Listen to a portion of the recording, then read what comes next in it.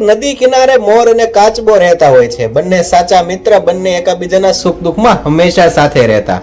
મોર ત્યાં નદી કિનારે જે વૃક્ષ હોય છે તેની ઉપર રહેતો અને કાચબો તળાવમાં રહેતો. મોર અને કાચબાની એવી દોસ્તી કે બંનેને એકાબીજા વગર ન ચાલે.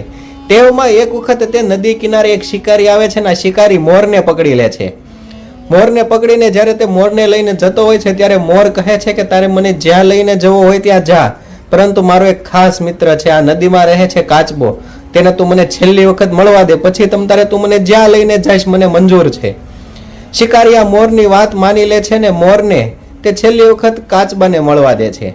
કાચબો નદીમાંથી બહાર આવે છે ને નદીમાંથી બહાર આવતાની સાથે જ કાચબો શિકારીને કહે છે કે તું મારા મિત્ર મોરને છોડી દે, તેના બદલામાં હું તને એક અમૂલ્ય ભેટ આપીશ. શિકારી આ કાચબાની વાત માની લે છે એટલે કાચબો નદીની અંદર જાય છે ને એક અમૂલ્ય હીરો લઈને બહાર આવે છે. આ હીરો આ શિકારીને આપી દે છે. શિકારી ત્યાંથી ચાલતો થાય છે એટલે કાચબો આ મોરને કહે છે કે તું અહીંયાથી ઉડી જા, હજી મને આ શિકારીના વિચાર ઠીક નથી લાગતા. મોર ત્યાંથી ઉડી જાય છે. થોડી વાર થાય છે એટલે શિકારી આગળ ચાલતો હોય છે એટલે શિકારીને વિચાર આવે છે કે મારે મોરના બદલામાં 2 હીરા લેવા જોઈતા હતા. એટલે શિકારી ફરી પાછો આવે છે ને કાચબાને કહે છે કે મને મોરની બદલામાં 2 હીરા જોઈએ છે, એક હીરાથી હું મોરને નહીં છોડું, હું મોરને ફરી પાછો પકડી લઈશ. એટલે કાચબો કહે છે કે કઈ વાંધો નહીં, હું તને 2 હીરા આપું, પરંતુ તેની પહેલા તું મને આ હીરો પાછો આપ, એટલે આની જેવો જ હું બીજો હીરો તળાવમાં જઈને હું ગોતીને લઈને આવું.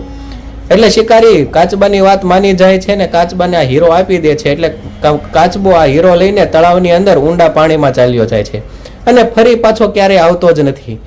શિકારી બહાર રાહ જોતો રહી જાય છે. એટલે દોસ્તો આ કહાની ઉપરથી આપણને 2 શીખ મળે છે. પહેલી તો એક હદથી વધારે લાલચ આપણી માટે નુકસાનકારક સાબિત થાય છે, અને બીજી કે સાચો મિત્ર એ જ છે કે જે આપણી મુશ્કેલીમાં આપણી સાથે ઊભો રહે.